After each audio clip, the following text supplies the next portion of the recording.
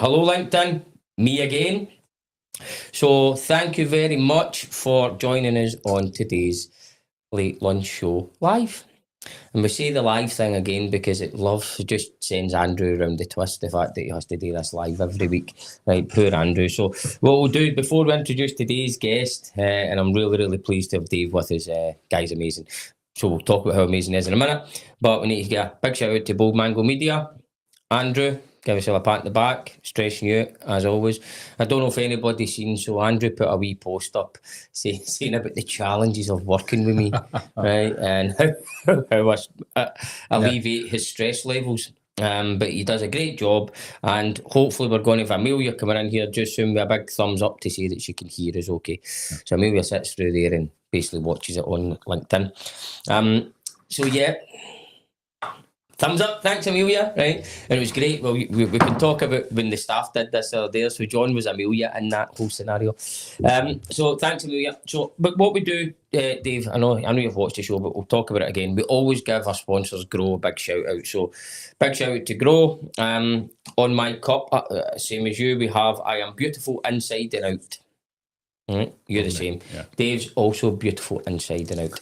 And Dave wanted a kind of spongy cake, so we got him the mountain that was right. Hold up a bit, Dave. Hold up. Go that way towards you.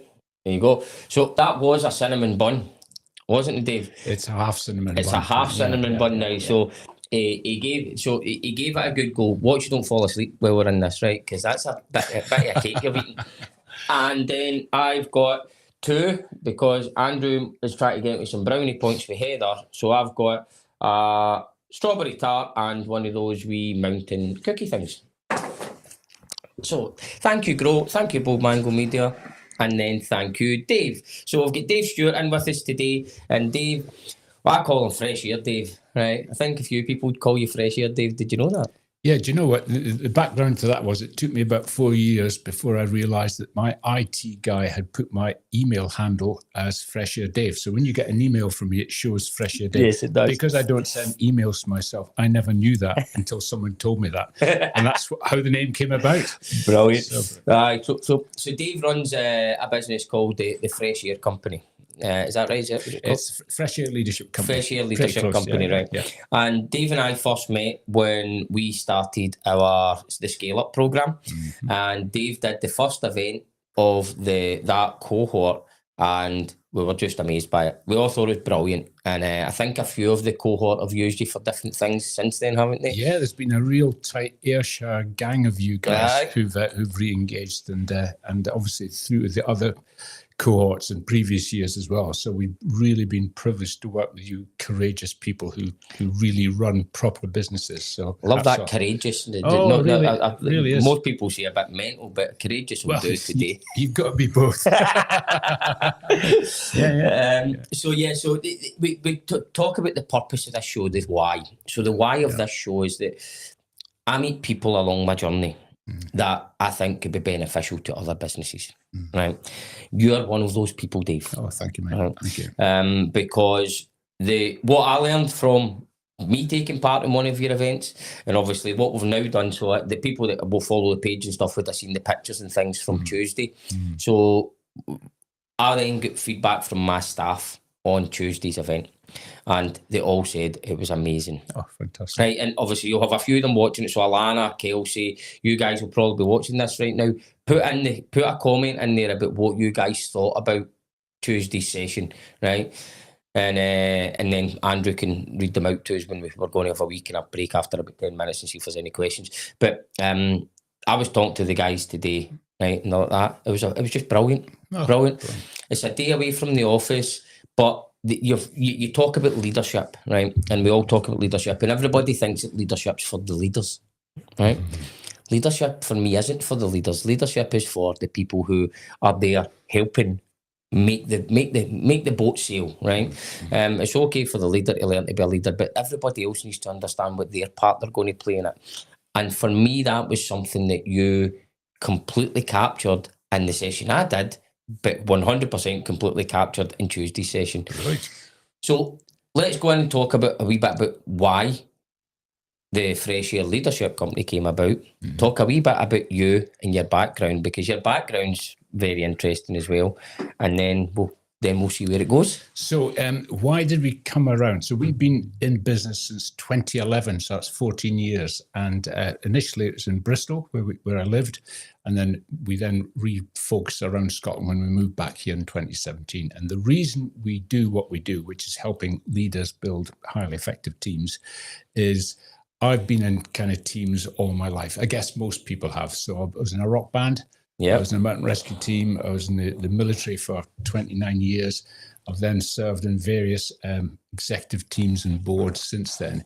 And the thing that I kept on noticing was actually there's a lot of dysfunction, or basically just crap practice, that with just a little bit of nudging or a little bit of insight could be so much better. So really we're on a mission just to make teams perform better for their shareholders or the stakeholders. And it's not complicated, but in a sense it's not that easy, because it involves a bit of a change in culture, and it also involves being a bit brave about the conversations that we're inviting them to have. So that's the kind of why. We just want to make business leadership better, because it's very doable, but people aren't doing it. So that's what we do. Yeah, and I think that the capturing that fact that it's that each team, even the best run teams out there, has probably got some little nuggets that they could make better. Yeah. And I think going on the walks and doing the tasks and the things that you put people through gets people within those teams thinking differently. Yeah. And that's one of the big things that I took from the first one I did, and that's why I was really keen in getting all of my team on it. Yeah. So just for anybody's reference that's watching this, so I took our whole team, including apprentices who just started 3 weeks ago, onto that, and every single person that was there learned something, both about the business, both about where we're going as a business, but also about themselves and what they want to do. And I think it's sparking those little those little electroids, or whatever you want to call them, in somebody's brain, that they're thinking that bit different. Yeah, I mean, one of our core things, we've got 3 P's that define our recipe. Okay, one of the P's is around process, and it's about what we call inquiry. So it's about the folks and the teams that we work with defining the big question that they're going to inquire into. So we're not about teaching people stuff off PowerPoint. It's about helping you have these big conversations. And maybe it's worth just telling your folks what we did on Tuesday. Yeah. So first of all, Jamie, you set the scene. You and Kane set the scene with the business and where it's going, and your big, hairy, audacious goal for the next few years. And then we took the whole 22 of you on a journey to 2029. Okay, so part way through your vision. And we got them into little groups and we mixed them up so that new people were working with people who were already established. And the question was, when you get to 2028, 29, which was a wee hill on top of the park that we're at, as a group, come up with some sort of skit or poem or song or some expressive way of describing what that success looks, sounds, and feels like. And of course, there's a lot of concerned people there who thought, well, this guy's on a different planet. But within the half an hour of that walk and getting to that high point, the quality and courage of what your people came up with was not only humorous, but it was actually really, really insightful, I think. Yeah. Brilliant. And then from there, we said, right, that's done as a group. We're now going to walk back to the present 2025. And you've got to think about what you individually are going to bring to the business to get to that place of success. And as we were thinking, as we walked down, we then came across a surprise mountain bike accident. Yes. And the invitation there was that one by one, they had to walk up to a casualty that wasn't going to be going anywhere ever again, and write down on a high-vis tabard all the stuff they were leaving behind, all the processes that had no value, all their personal behaviors that were maybe getting in the way. And then on the casualty that was going to live and have a fabulous future, they were to write down the things that they were going to be bringing to the party. And I think that was really surprising and successful. Yes. And we ended up giving you the 2 tabards, which you're now going to do. Alana's already looked into getting them framed. So they're going to be framed and they're going to sit up in the office. Just as a reminder. It's a reminder of that day and what we said that we were going to leave behind and maybe stop doing in some instances, and then what we are going to focus on going forward. And then we finished the day with some fun score orienteering, which for folks who are perhaps looking in, it's in small groups trying to find the checkpoints. Some have got really high scores, some have got low scores. They've got to work out a strategy of how they're going to collect all these points. And the rub is they've got a very fixed time that they've got to come back in. Anything longer than that, they get penalised by a huge, massive amount of points. So it's all about return on investment of time and how they strategize around how they're going to do it. And it creates a lot of laughter, in some cases a bit of disappointment. Yes, unfortunately. But the thing is, all that afternoon, because we were out doing stuff together in the outdoors, it becomes unforgettable because it's full of imagery, it's full of emotion, and of course we've got lots of videos and photographs to back up. Brilliant. So that's what we did. And it was amazing. And as I say, I don't know if I've got any comments from like Alan and that. Every single person I've spoke to in the team so far thought it was brilliant. Yeah. I mean, Matty's he was due his P45 for making fun of the LinkedIn Live show. How good was that? It was amazing. That's what I'm saying. Hello, it's me. We're at the LinkedIn Live. I was like, that's absolutely class.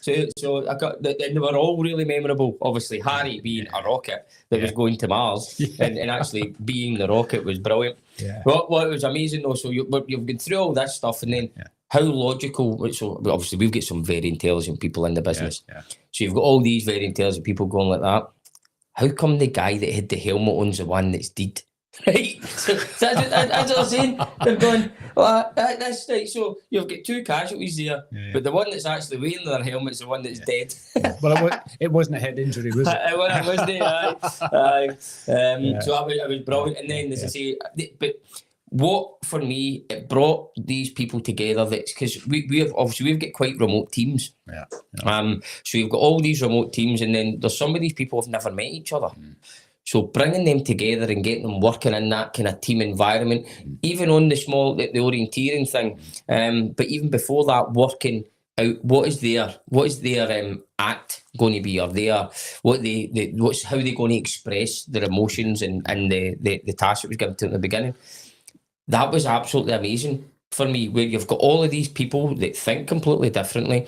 Their brains are like, so we've got technical people, we've got administration people, we've got financial people, we've got all these people that think differently, but actually giving them a chance to get their expressive mind working was brilliant. And just walking up, obviously we were walking up behind them and listening to it all, like, this is gold. Yeah, we often find there's a big assumption around people who are technical. So we work in the nuclear sector, we work in the building sector, and everybody assumes actually those kind of people, practical people, don't have an expressive side. But the minute you give that kind of task, it just gives them permission to actually come out with all this magic. Yeah, you give them a bit of guidance. You give them a bit of freedom. There you go. Yeah. Just go and think about it. Yeah. And it was brilliant. I mean, the whole doing the when everybody was demonstrating their little bit. See the laughter in it. So what ended up happening is I was showing. So the guy that was on the show last week was in at my office today, and I was telling him about it, and I was showing him the video. And Alana, she's sitting in the office. She came through. She's like, I'm shutting this door because I hate hearing myself laughing. Right? So she could hear herself basically pissing herself on the video through in the office.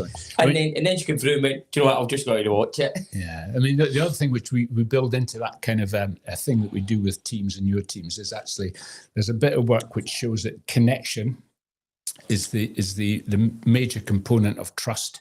And trust is the foundation of effective teamwork. You get so many teams that are actually brilliant at setting their targets and their goals, and then they don't achieve them because they're not attending to the base set of connections and trust. Yeah. So what we did with you guys was all about that. And I mean, you're already a brilliant team. Yeah, but this was just great. adding a wee bit of polish to something that's already brilliant. So, but I think, I mean, back to this. I mean, I do feel that we've got a great team, but there is.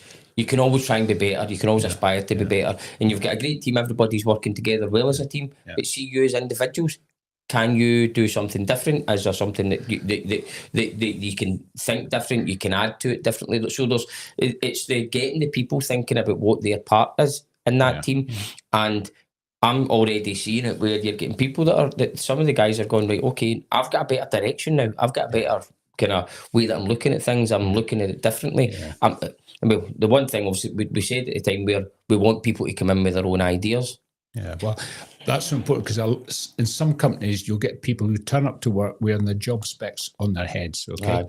And it's almost like they're constrained. This is what I do. I don't do that stuff. I just do the stuff that's written down on my job spec. But what you've done by setting out the vision and the plan and bringing us in to help that connection, people now know that they've got permission to actually go left, right, up, down, and make those connections and help each other. It's that kind of mutual teamwork that's so important, isn't it? It's not that the boss says so, right? Because the people in my business are a hell of a lot more intelligent than me. So just because I say so doesn't mean it's right. So they come up with loads of much better ideas. And I had it this morning where we were talking about obviously this audio-visual system that we're looking to put in place. And they've got Lucas, Josh, and Matty. We were all on a thing, and everybody's questioning the why and saying, "Oh, but what if we do it like this?" And what if we? And that's what you need in life. You need all these different views and opinions, and come up with different ideas. And you might hopefully still get to the place where you want to go, but it might go over there, as you say. It might go over there, and do you know what? We've got to give that a try. We've never thought about that. Let's give that a try. If it works, great. If it doesn't work, we go back. You can always go back to me and look. The other thing I would add to that is you've got a fabulous team, but you're also part of a wider team, the sort of community of other business leaders through Scale Up or Entrepreneurial Scotland. So you are always being in a team, not always being the boss. So So you're getting that input from all your other cohort colleagues as well as the input from your own team. That's so rich. I always say that because people ask me all the time about Scale Up and Entrepreneurial Scotland and these kind of things, and I say to everybody, join it, right? 100% join it. It's like Dougie, right? So me and Dougie are pals now, right? In fact, me and all of my Scale Up cohort are pals. You've got Dougie, Bobby's on here next week, so Bobby Mitchell's on here next week. You've got my marvellous pal Bryce. You've got Dane, Alison. I can talk about them all. Scott, Connor, everybody, Kat and Steve. We're all quite close now, and we're all going to be trying to move forward. Sorry, Sam, I forgot you. But we're all going to be moving forward together as a peer-to-peer group for bouncing things off of each other. So you're doing that, and it's massively important to have those kind of people around about you. You can just you can ask things. So we try and do that within our team, but then as the leaders, and Kane's obviously he's now on an Entrepreneurial Scotland cohort as well, and that's been massive for him. And so you see his kind of belief in himself as a leader rising because he's around other people and going, do you know what? I'm just the same as you. I'm not any different, because you get that kind of, especially if you're in a corporate world, you're looking up the way going, I don't know if I'm there, right? We don't want that in our business. I want everybody in our business to realise that everybody can achieve what they want to achieve. Yeah, that's a good point about corporate world. Is what we find in the big companies we work with is that the guys in the team, the people in the team, are quite isolated from other colleagues in other teams that they perhaps not have a direct connection with. They'll be part of the value chain, so they'll be connected to other teams, obviously, but they don't have this supportive ecosystem that you have and your folks like Dougie, etc., with Entrepreneurial Scotland and Scale Up.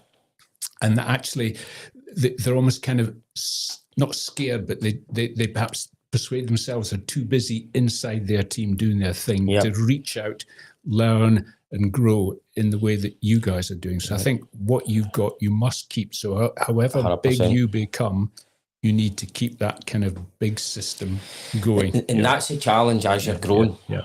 As I say, I've been in places where it is actively you're actively trying to be kept in your own little box. Okay. Which is completely wrong. I mean, I was worked for a business before, and it was individual business units, right? And there was various people within the team that said, "You just worry about your ship. Never mind everybody else's. Worry about your own ship." Yeah. And then obviously when I took on a kind of a higher role, I'm like, you need to worry about your ship, but guess what? See if he sinks, you're going down with him. So you need to worry about him. So don't think that you're all right up there because you're doing well and they screw them. They're sinking. If they're sinking, they're taking you too. So you need to help each other. And that was never ever kind of the way that it worked before, and it did make it work better. And then obviously when I left, I found out that it very quickly became with two ships again, and it's wrong. But the challenge that we can see, and Darren was talking about it at the strategy day before, and the Monday, was making sure that as we're growing, we can keep this. In fact, no, he said it in the Tuesday at the event. He said that he's been in teams before where there was more fighting than collaborating, and it's just not a nice environment to be in. That you can't trust other people in your business because they work in a different department or they work in a different part of the business. Well, one of the things we sometimes see is people say, "Could you come in and help the team?" And we say, yes, obviously, yeah. But actually, unless you're thinking about the organisation as a team of teams, yes, and you're integrating across those boundaries, then it doesn't matter how good we help you to become. If everybody else is not as good as you or not connected, then the whole business is going nowhere new. It's going to stay what it is. So team leaders need to be thinking outwards as well as inwards. Yeah, so it's completely agree. Well, just Andrew, did you say there was there some? Yeah, I sent you 2 messages. All right, okay. Kelsey loved the full day. Kelsey loved the full day. Well done. Oh, brilliant! I learned a lot from it. And Alana, what a book. I thought the day was absolutely fantastic, very engaging, and I feel brought the team together since some never met each other. Got us all working together, especially at the end. Especially the end activity. Yeah, brilliant. They must have won the orienteering then, did they? I don't know if Alana won. Alana, did you win the orienteering? I can't remember who was in her There team. were 3 first equals. Three teams in first place. But so obviously, where did you learn all these skills? Oh, right. So we've not spoke about you yet, because I think it's valuable. So I'm hoping that from anybody that's watching this just now can see, look, we've had massive value from what you do, Dave. I can give you, if anybody wants to develop their team, teach their team, and help the whole team understand a vision and an ability to show what the value they can have, Dave's your man, right? Oh, thank you. 100%. And I can give you loads of other people that will say exactly the same. So that's that bit, right? Anybody that wants to get a better performing team, Dave's your man. But how did Dave become that man? Right. So as I said, I think earlier on, I've been in teams all my life. So all that kind of life experience popped into my head, I guess, in 2011, when I decided that I was fed up having a boss. So I thought I'd set up on my own and actually bring my life's experience into play, as it were. So just the lessons of being in a rock band, for example, absolutely, without any of this stuff about purpose and values or psychological safety, it's just that, how do you get on with each other and how do you produce a thing on stage in front of people who are going to be holding you to account? Okay, so just that whole experience was massive. Being a mountain rescue team was massive in terms of having a common purpose. You were going into the hills to save people's lives, and we all have our roles to play. So massive experience there. And then, of course, in the military, where actually there's continuous training and continuous having that tested live for real, again, massive experience. And then the big kind of moment was actually, I left the military, went into a number of jobs in Civvy Street, as I would call it, and I was amazed at how dysfunctional and how dreadful some of the teamwork or practices were in play. And I thought, this is, I can do something about this. Okay. And oddly enough, I was in some big brand names or well-known names, but the place that I absolutely adored in terms of being brilliant was I was a non-exec or a trustee in the Disabled Adults Charity. And the way that charity was run, was an example to all. Okay, they had people who are driven by the heart because they had disabled relatives being beneficiaries, and they had people who were driven by their heads, who understood spreadsheets and how businesses were run, and bringing that head and heart together in their top team made that charity really, really special place. Brilliant. And of course, that happens across the UK and across the world. There's unsung heroes that are doing amazing stuff. And then you've got big brands where actually stuff is a little bit thin. So all those experiences popped out, as I said, in 2011 when I decided to go it alone and start to bring some of that back into workplace. Yep. So that's the story in a sense. Yeah. And of course, the outdoor bit is important. I mean, place is one of the second P's, and actually, place impacts the way that people think and work together. And sometimes going outdoors is the right thing for that client. Yeah. Sometimes if the client has got an issue with the supply chain, then the right place to go is maybe the boardroom of their key supplier to try and work out what's going on. So it's not always outdoors, but the outdoors is fun. Yep. It's inspiring, and it's memorable. So the outdoors certainly is a key part of what we do. Yeah, and I think the outdoors bit for me makes that big bit of a difference to me. See, if we were all sitting in a room and going through all that stuff and even talking about all the stuff that we're talking about and splitting into little groups, they would probably go, that was quite good. Yeah. But being outside, getting soaked, it was actually quite good with the weather. We're lucky, apart from just at the end. We fixed that. Did you? All right, good. Didn't realise that, but I'm glad you did. Thanks. So's all the team, I'm sure. But the fact that people are going, do you know what? This isn't just a meeting. This is us going out there and actually getting. And I also think that, see, when you're outside, you become more relaxed. Oh, definitely. So you're sitting in a room, you're sitting in a meeting, you're sitting in whatever, and you might be relaxed. But when you go outside, there's just an air, even if it is pissing it down, there is just this air of you sleeping and relaxing. You also are kind of half putting your work away. Yeah, we always paint the picture of, if you can imagine going into an indoor workspace where you've got you walk up a flat corridor, okay, with a flat carpet or whatever, and you open a flat door and you go into like a boardroom or a meeting room with a flat table, and you've got the flat glass windows, and you've got a big flat plasma screen with the flat agenda on it. Guess what kind of conversation you're going to have? Aye. And actually, you're right. So the blood pressure and the way your brain works is quite different outdoors. Okay, and we don't need to go into neuroscience. It just is. People have known this for thousands of years, and it's a great leveler. Although, funnily enough, we've had a couple of clients who are agoraphobic, so they get feared when they're in big open spaces. Yeah. So we've had to understand that in advance, and then make sure that the routes we take or the countryside we use is for example, in woods, tree lines and stuff or through forest rides. So actually, in generally, people love the outdoors, but some people have got some phobias about some aspects of it. So understanding that before we do an event's part of our process, obviously. I didn't even ask any of my staff if they're agoraphobic or not.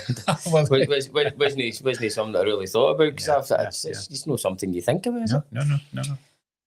We've heard 2 of your P's. What's the third one? So it's people. So process of inquiry, P for place, and the people. So the people we use have all come from what I call quirky or interesting backgrounds, and they've got a lot of lived experience. So we've got an improvisation comedy performer, and those people step on stage with nothing other than maybe a couple of words written in the palm of their hands, or they ask the audience for some stuff.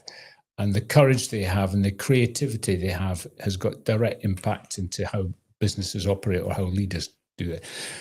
We've got people with a special forces background, myself.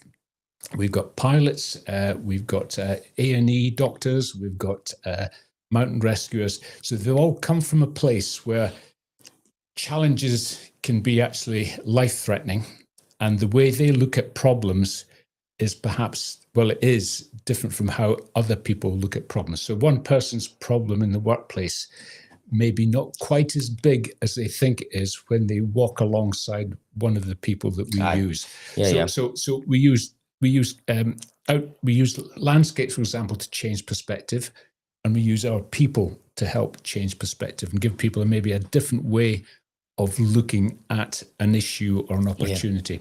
So people really, really important. And the other part to that is whenever we have a job, we're very careful about, well, who are the people that we have on our books?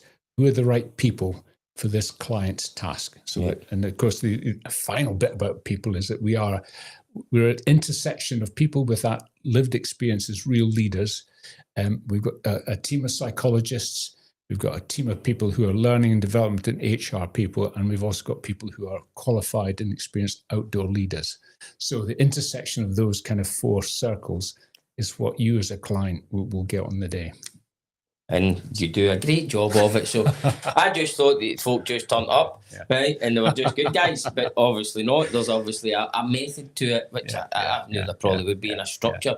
But as I say, the times where I've been there, and every person that's been there has got something that they're really, really adding to the whole day. I mean, Rachel was brilliant. The guys that were there on Tuesday were brilliant. And I can't remember who was there the first day. I can't remember the names, but so Nick was the A&E doctor that was there on Tuesday. That's right. But I can remember Nick. I'm trying to remember who was there the first time. Oh, right. So that was Susie, Dr. Susie, and then Jo Bradshaw, who's she's now completed the 7 summits, which is the highest peak on each of the 7 continents. So brilliant. So that's what I'm saying. People like that, see the stories that they've got, it's just amazing. The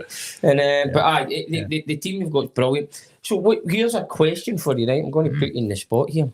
What would you say makes a good leader, right? I'll first of all tell you how I've always felt. I've always felt that a good leader is someone that you will follow into battle, whatever that battle may be, without them asking you to, right? So they don't have to ask you. You would just naturally go, do you know what? If you're going there, I'm coming with you because I want to make sure that you get through it.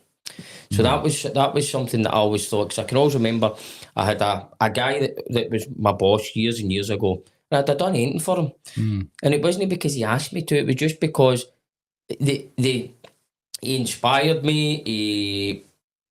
There was just something there that I would say, listen, if he's saying, right, I'm going to walk this way, I would be walking that way. Don't get me wrong, if he was going to walk off the end or something, I'd be there to pull him back.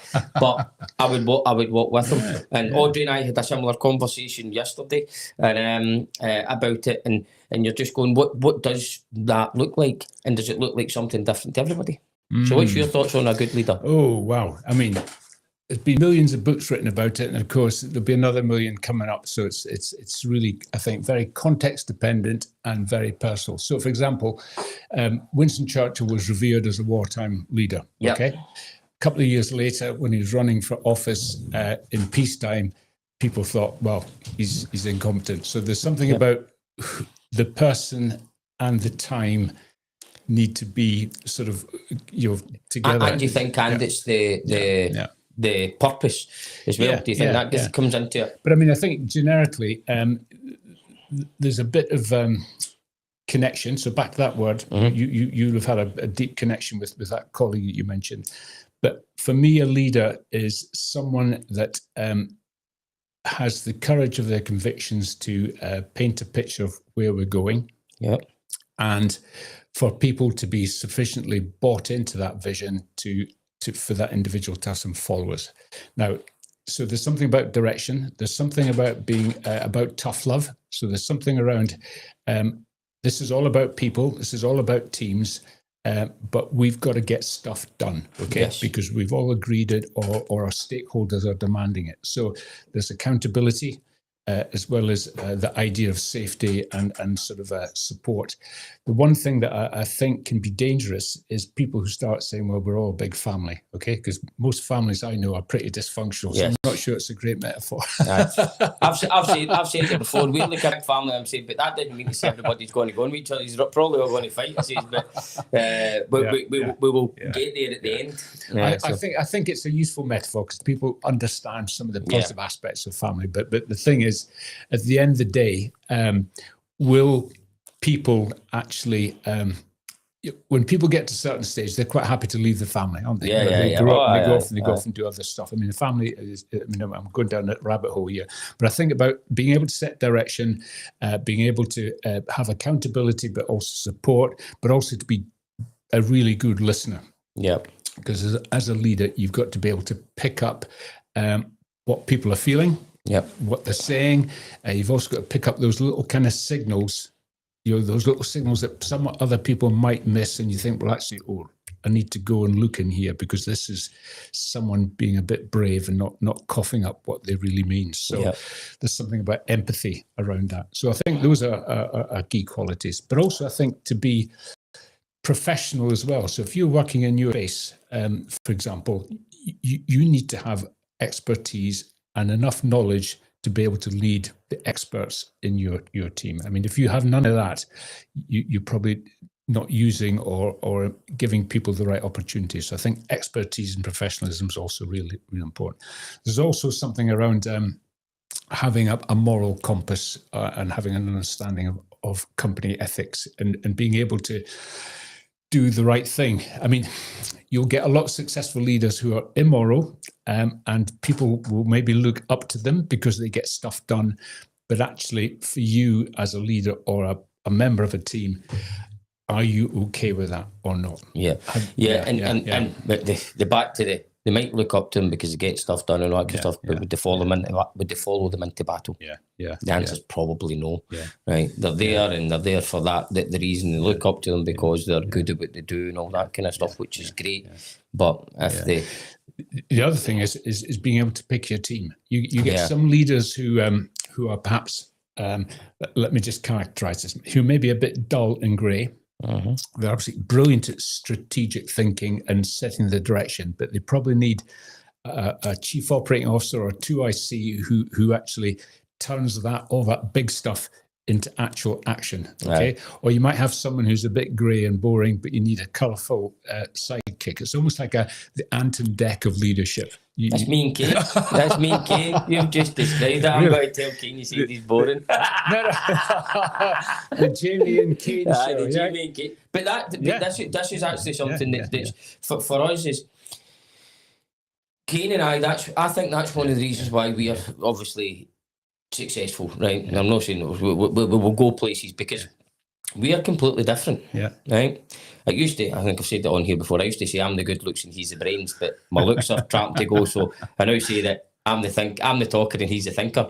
But you couldn't for me, you couldn't have a business running with two of me, right? You just couldn't have it because it would be absolutely scatterbrained. But again, then I don't know if you could have a business of two of Kanes. Because obviously you need a bit of the madness, which is me, but you also then need a bit of the kind of thoughtful, the kind of detailed, and the kind of more organised strategic thinking, which is Kane. And that's why I think we do really well. Yeah, well, I think that's the success to you're scaling this, because you'll get some startup or scale-ups who've got the one leader, okay? And he or she may be charismatic or big blue sky thinker, but when it comes to execution, they're lacking. But I think having a partnership earlier on, the yin and yang or the Ant and Dec, will be a tremendous way of just moving fast. So I commend you on that. No, I think as I say, people say it all the time, and the fact that the two of us can completely trust each other, right? We've known each other that long, we trust each other, and yes, we will question each other's thinking regularly, but we're both completely bought into where we're going, and we both need to have the same vision. Now, you can't have, when you've got two people running a business, one person that wants to go to 100 million, the other person that wants to go to 10. That's where it has to be aligned, and we're quite fortunate that we are aligned. Kane's obviously heavily driven and wants to be successful and wants us to be successful, and then I'm very similar. What you saying, Andrew? Sorry. So Kelsey's got a question. All right, okay. What's your advice for keeping morale high after an event once teams goes back to their normal? Keeping morale high. So I think what she's meaning is obviously because right now our team's all buzzing. So how do we? How? What's your advice in trying to keep that kind of that excitement going. Yeah. Okay. Plan the next one. Plan the Okay. next one. It doesn't Right, Kelsey, there you go. You just gave yourself an action. Well done. Yeah. Plan the next one. Doesn't have to be with us, obviously. Plan the next thing, and have a bit like a marketing campaign. You want to start saying, well, actually, we've got this thing in 3 months' time. We want you to start thinking about X, Y, and Z now. We'll do a bit of a check-in next month. So you're keeping this next thing in people's heads. You're giving them a big question to start thinking about individually or with their colleagues. So you're actually beginning to spin up the excitement and anticipation.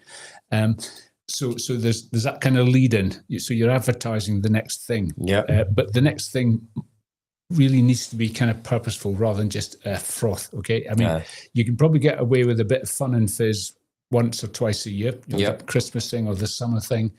But people generally want something with purpose and are relevant. They want to be part of something that's growing. So I think you need to mix it up. But I think the answer is plot a roadmap of the things that are going to keep people buzzing. No. But also accept the fact that you can't be buzzing all the time at this level. Okay? Yeah. So you've got to actually understand how people's energy works and just play with that. Yeah. So we're I was actually meant to say this anyway. So we're actually, it's all kind of worked out quite well. So there's basically a week of excitement for us in the business. So tomorrow we're going to do a mud run.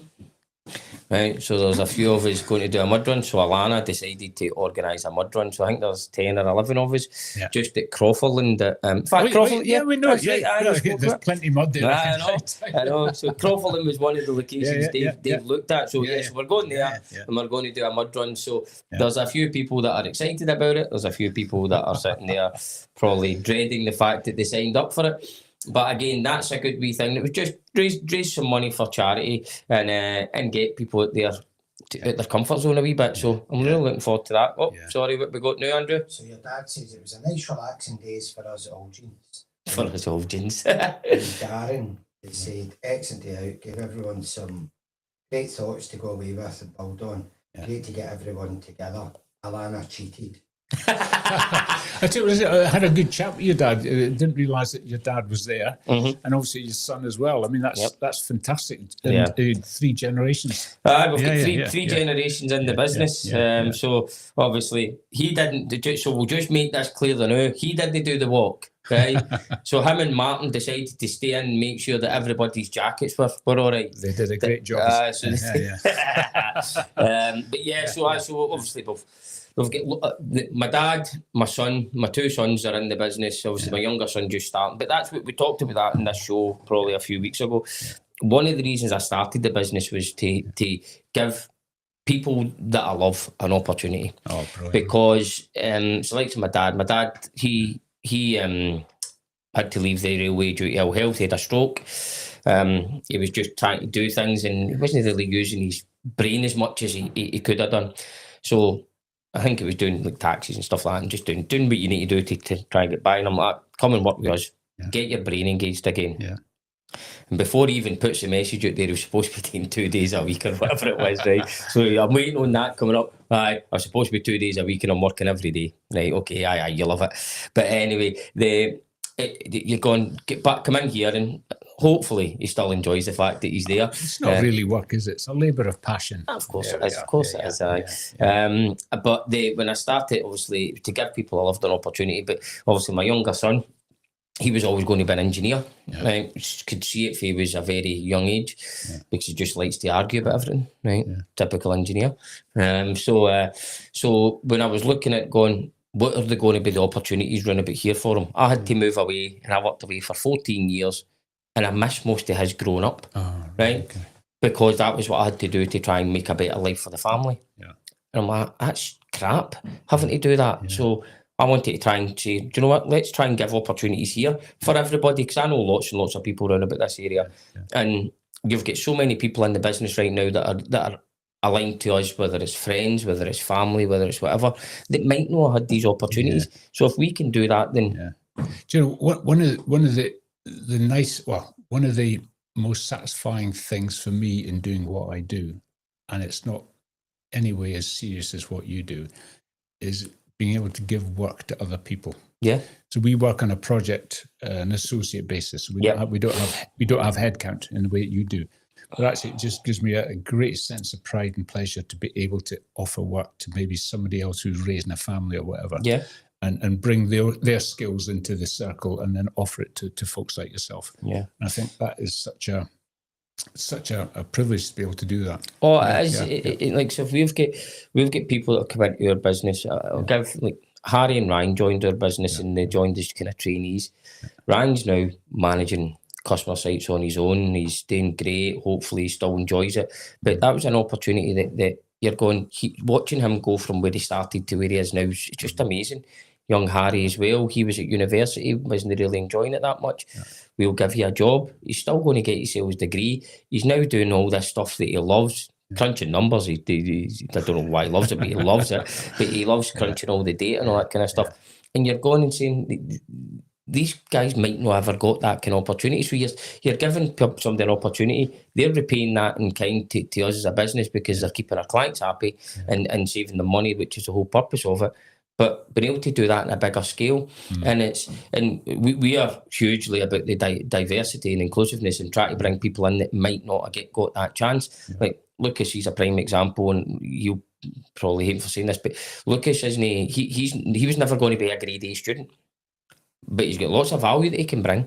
And Evan's the same. Evan was never going to be a grade A student. Evan's probably the youngest Cat 2 qualified engineer in the whole country. Do you know, I think that whole movement of no one route, maybe 20, 30, 40 years ago, the idea was you had to do well at school, you had to go to university in order to be a success. Yeah. Well, actually, that's nonsense, isn't it? Right. But so I think that the multiple routes to having a fulfilling life is, it's immense. There's lots of ways to do it. Yeah. It's one of the things that I say, especially younger people, is what is your path? Where do you want your path to go? Right now, you probably don't know, but at least if you've got half an idea, you'll get closer to it. Yeah. And if they've got half an idea, it's then our role to go, right, okay, we'll try and help you draw that path. Yeah. How far you're going to go up, it's up to you. Yeah, if you aim at nothing, you're bound to hit it. Correct, 100%. That's something that's inevitable. I don't know, what we at time-wise here? 15:15. Gee, it just flies in, It does. Brilliant. Think so.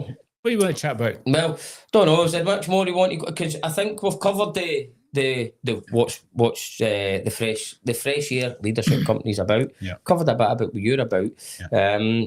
I think obviously we love you to bits and we think you do a great job. Brilliant. Hopefully other people can see that. So I don't know, is there anything else you want to chat about? It's maybe just a plug, because we plug away, man. Well, it's not so much plugs, but our giving back. So one of the things we do is each month, and you know this because it conflicts with this, is we lead what we call a fresh air business micro adventure. Now it's not as adventurous as it sounds. So it's either a walk, a gravel bike ride, or canoe conversations, or sometimes it's 2 of them or 3 of them all together.